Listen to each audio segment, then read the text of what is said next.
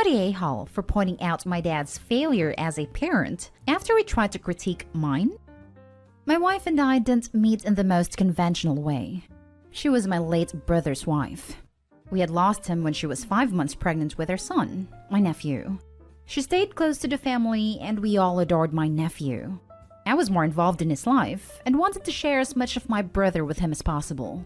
My wife and I became each other's support through our grief, became very close friends. And, well, 7 years after, we realized we had feelings for each other. With my nephew's blessing, we began dating. Not everyone in my family was on board, but they did eventually. We've been together 9 years, married for 6, and have a 7-year-old daughter who my nephew, 16, loves more than anything. Biologically, we know they are both siblings/cousins, and that's something we didn't want to hide from her. Especially because we still talk about my brother, and he will always be my nephew's father no matter what. She's known from a young age, and it really hasn't been an issue. They still love each other and act like siblings. My dad's come back into picture recently. We haven't heard from him since my brother's funeral, but it's not like he was around much before that. He knows now that I've been married to my wife and we have a daughter together. But he got mad when he asked about if she knows, and I told him she's been told. That's not something we want to treat like a major secret after all. My dad started going off about how irresponsible that is, and she didn't need to know. Now for sure we've messed her up mentally. I just thought it was funny that he of all people thought he could lecture me on how to properly raise a child, given that he was barely around and left my mom to raise us. That's what I told him too, and he got even more mad. Pretty much said I don't have a right to insult him for things he did in the past, when he's just trying to point out a mistake we've made right now. I don't know if that's really a valid argument, but now he's acting like I've insulted his entire existence just for trying to give me some guidance. Was I the a-hole for this? Now for the top comments. Not the a-hole at all. He doesn't get to swoop in from his self-imposed exile and critique. Here's an unsolicited well done on handling the situation with the kids from a stranger on the internet too. It would be one thing if the dad wasn't being judgmental and was like, "Look, I screwed up years ago doing X and regret it. I don't want you to make the same mistake like I did and suffer." But being judgmental and condescending while trying to whitewash his own actions is hypocrisy. No surprise he got called out. Not a a-hole. You'd be far, far more likely to do damage to your daughter by hiding something like that. And she would inevitably find out at some point and realize her entire life had been built on a lie. It's an unusual circumstance, and she should absolutely know about it. Your dad is way off base, and he has absolutely zero right to lecture you about it when he hasn't even been a parent to you. Not a a-hole. I'm back, son, and I'm here to tell you what you're doing wrong. What a great way to repair a messed up relationship. At this rate, they'll be father and son in no time. Definitely not a a-hole. I think that you did a good job by telling her early, because at some point, some stupid people will tell her. Probably to be mean or something. With her knowing and growing up with it being normal, it won't hurt her. And to be honest, I do not think that it is something to be ashamed of at all. I mean, they are even more related than half-siblings, which I think is awesome in this context. The death of your brother really is tragic and sad. But with your daughter and you, your nephew has direct family which is a part of his dad as well. Your father was wrong. That was always the goal. We never want her to feel weird about it, or like we intentionally kept something dark from her, and it hasn't impacted their relationship as siblings at all. Thank you. Next story is titled, "Am I the a-hole for not helping my brother-in-law and my sister with their debt?" I've owned many successful small businesses over the years, so I have a lot of experience in all kinds of retail at many levels to say the least. My sister and brother-in-law were thinking of starting their own, so they asked me for my help and advice. I spoke to them over the phone, going over the basics and links to some good websites to take a look at. After about a few weeks of speaking to them, they said they didn't want my help anymore. When I asked why they said that, they said they were told differently by an experienced accountant they knew from church. This so-called accountant was not only giving them bad advice, some of it was downright illegal. I told them this, and they said that I didn't know what I was talking about since he was a CPA, Certified Public Accountant. I did a little digging on this guy, and he had no credentials whatsoever, and he had dropped out of community college after a year. I warned them not once, but twice that this guy was going to get them tossed in jail for tax fraud. My brother-in-law gave him fiduciary control so he could take care of financial responsibilities. Not even a year later, the guy took every liquid asset they could find and disappeared. He not only stole everything, he ran off with everything they had, got a few more company credit cards, maxed them out, got lines of credit with some parts companies, ordered parts and then sold them on the side for cash. Brother-in-law and sister's company blew up. They lost their house and almost went to jail. Not only that, they are in massive debt that I don't think they will ever be able to pay off. I feel horrible for their daughter, who most likely won't be going to her dream college because of all this. They are now asking family members for help, and they are so graciously giving them everything they can spare. Then they asked me, and apologized, then asked if they could have some help financially. I accepted the apology, but said no, stating that I warned them and they ignored me. They left, but not without begging and crying. So now I am being painted as the a-hole by family and friends. I want to state that I am not rich by any means, but I am doing really well financially. I've worked hard to where I've gotten today, and although I could have spared something, I didn't feel obligated to. Am I the a-hole here? Not the a-hole. They dug their own hole. What might be a nice gesture, though, is to put some money into a trust for your niece to help with college that parents can't touch. Not the a-hole. You warned them repeatedly. Could always create a college fund for their daughter if you felt so moved, so she doesn't suffer for their ineptitude. But that's not something you have to do. Not the a-hole. These two people are a waste of your money. You had already warned them. They'll just do something stupid again once they achieve financial freedom on your dime. Honestly, people this stupid deserve what they get. Do not waste your money on them. Sounds like they wanted to get rich quick and not have to do the hard work, and even gave over control to a loser. Not sure why. After multiple attempts to help them up front, you should bail them out now. If you want to help the niece, you can, but that's not necessary either. Not the a-hole. Your sister and brother-in-law are grown adults who got themselves in this mess. If you were able, help your niece with some college expenses. Not the a-hole. They ignored your advice and warnings multiple times, and followed a snake oil salesman into a get-rich-quick scheme. They were greedy and looking for cheats and shortcuts, and that made them easy marks for a charlatan. This is karma at its most recognizable. If you are concerned about the daughter, you could set up a college fund for her that the family can pay into but that her parents can't touch. But you don't really owe them anything. Now for the next story. Am I the a-hole for refusing to purchase a baby gift for my cousin's second baby shower? I, 26 female, found out that my cousin Beth, 35 female, is pregnant with her second child. I'm happy for her, obviously, but she and I have never been close. I love to sew, and whenever I find out a family member or friend is expecting a baby, I make them a nice baby blanket for them.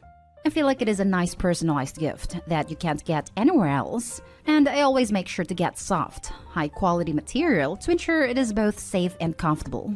Everyone who received a blanket from me always praised the craftsmanship, and that their children still snuggle with it well into their childhood. I made a nice blue baby blanket with puppies on it for Beth's first child, and whenever I go to visit, he always was carrying it around. I also mentioned to anyone who was given a blanket to call me if they have concerns about it, such as bunching cotton or loose thread, so I can fix it up for them.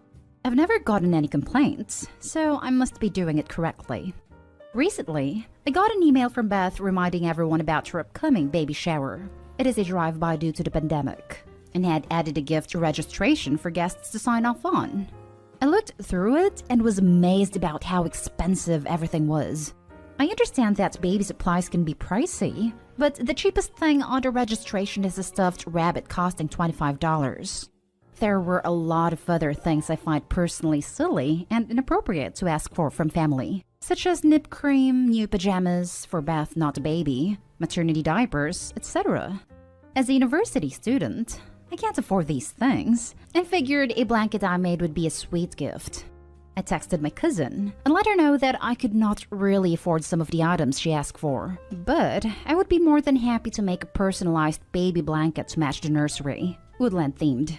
I got a text back immediately from her saying that I had to pick something from the registry or purchase a gift card from Babies R Us with a minimum amount of $100. I asked if there was an issue with her son's blanket that would warrant her refusal of accepting my gift, and she stated that because it was homemade, it looked tacky, and it made her look cheap for not having a tag attached to it. Here's where I may be the a-hole. I responded that I, under no circumstances, will be applying to her gift registration, and now she could kiss the baby blanket goodbye. Beth became upset, stating that I was a cheapskate and was depriving her unborn baby of needed supplies. I pointed out that she still had plenty of toys, books, old clothes, strollers, etc. from her first child that she could still use. She went quiet for a few days, and then messaged me this morning saying she'll take the blanket. I am still pissed, so I told her no, and I will no longer be attending her shower.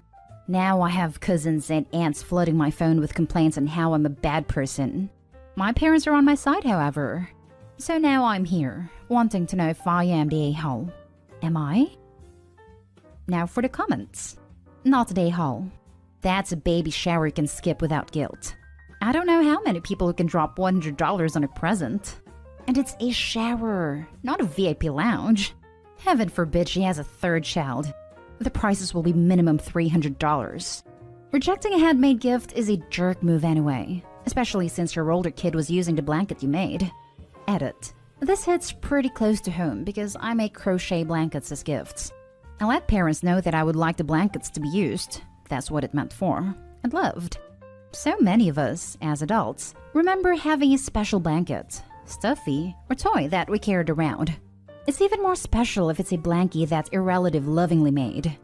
I'm imagining cousin's second kid as an adult going through her childhood toys, holding up a $75 stuffed bunny that was too nice for her to play with, and rolling her eyes. Opie, your cousin is being very unkind, but would you consider making a blankie anyway and giving it to baby later on? You don't have to participate in her comically overblown baby shower social events of the season. Gag.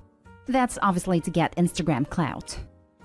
One of the few things I remember from being in labor with my first child, long labor, and an unplanned C-section, my memory of most of those days is foggy, is of my late, absolutely adored godmother standing in my hospital room, needing at sonic speed to make sure my daughter's lovely blanket was finished before she was born.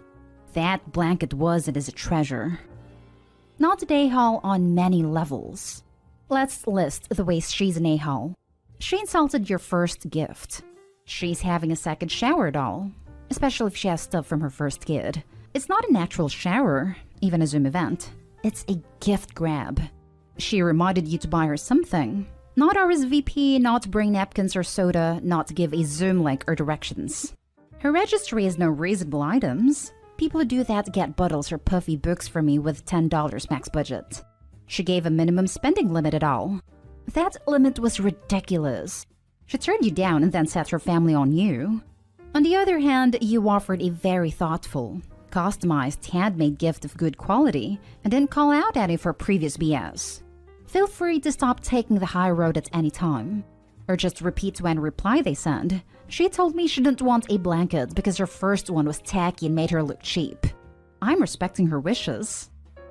Anyone with any amount of sense knows how much more valuable of a gift a homemade blanket is than a store-bought one. You forgot one. She demanded a minimum of $100 from a university student. Not an a-hole. She's a choosy beggar who then doubled down and drilled a bunch of family as her flying monkeys. Ditch them all.